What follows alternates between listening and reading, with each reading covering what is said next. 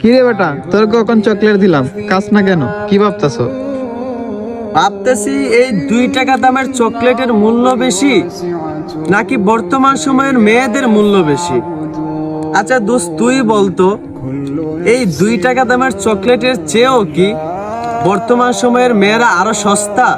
তোর কাছে এটা কেন মনে হলো?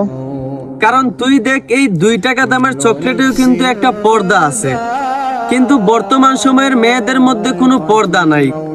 এই 2 টাকা দামের চকলেটটাকেও কত সুন্দর করে প্যাকেটিং করা হয়েছে।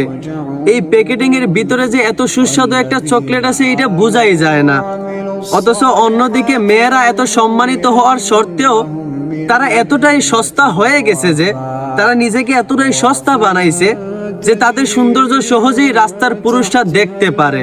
আরে ভাই, সামান্য এই 2 টাকা দামের চকলেটের স্বাদ যদি আপনি পেতে চান, তার আগে চকলেটে থাকা এই পর্দাকে আপনার চিরতে হবে।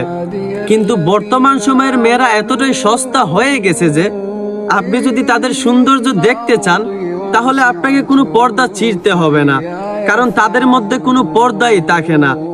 তার মানে কি বোঝা যায়? 2 টাকা দামের একটা চকলেটের চেয়েও কি বর্তমান সময়ের মেয়েরা সস্তা?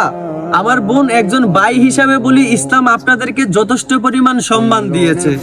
দয়া করে পর্দায় থেকে নিজের সম্মান নিজে রক্ষা করেন, নয়তো বেপর্দায় চলে নিজেকে 2 টাকা চকলেটের চেয়েও সস্তা বানায়েন না। আশা করি বুঝতে পারছেন। ধন্যবাদ।